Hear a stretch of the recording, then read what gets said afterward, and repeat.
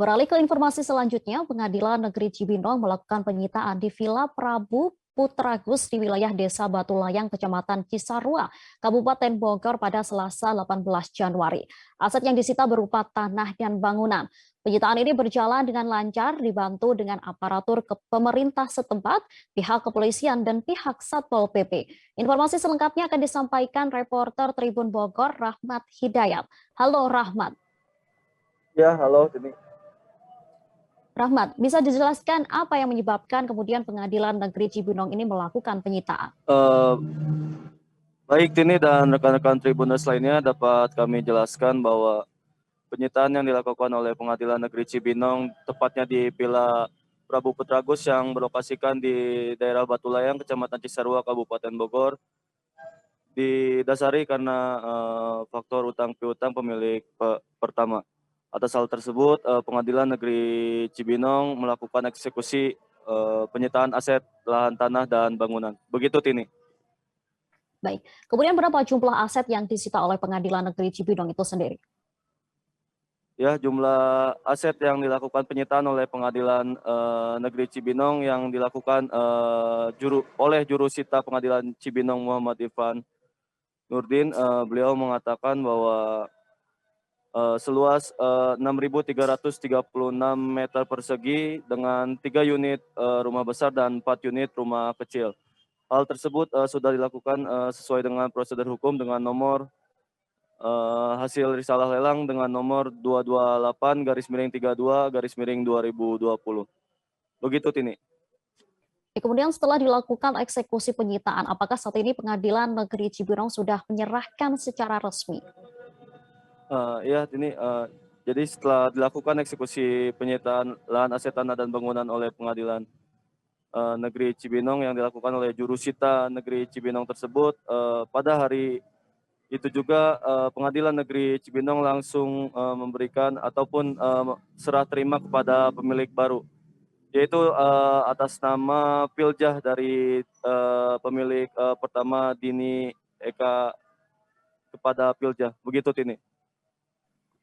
Pantauan proses eksekusi penyitaan ini seperti apa, Rahmat? Ya, pantauan proses eksekusi penyitaan lahan aset tanah dan bangunan di Cisarua yang dilakukan oleh Pengadilan Negeri Cibinong, berdasarkan informasi yang berhasil didapatkan oleh kami, sempat terjadi adu mulut. Namun pantauan terakhir oleh kami yang dilakukan di lokasi proses penyitaan tersebut terpantau sangat kondusif.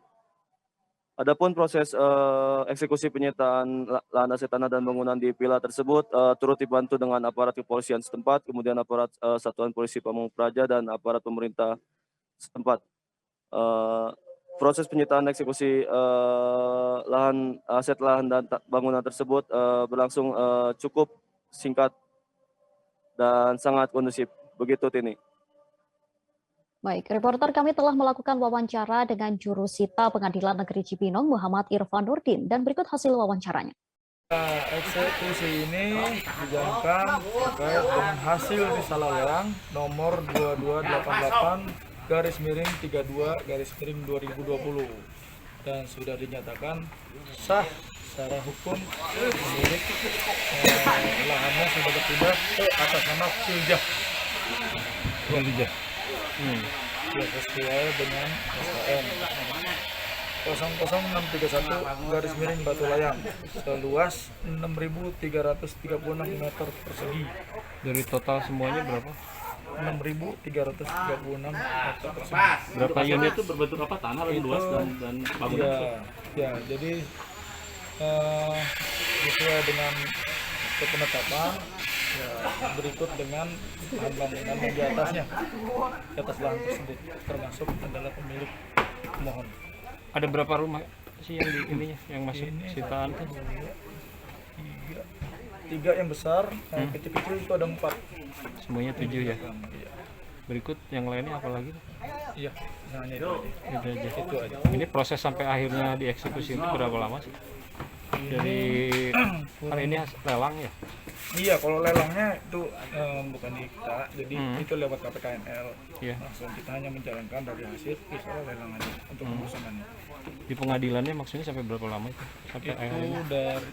dari ini penetapannya dari bulan November 2021. Ditandatangani oleh ketua. Ya, karena kan kita harus rakor dulu, kombinasi.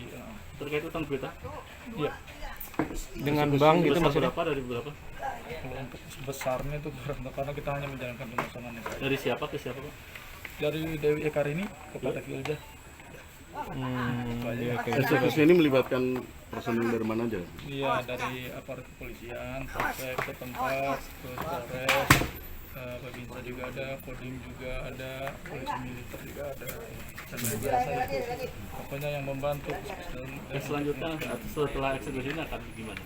Ya, diserahkan ke ini ketemu penyerahan setelah pengurusan selesai. Jelas ya, Pak? Bro. Masih Pak Irfan. Oke. Terima kasih banget, Bro. Ya. Oke ya.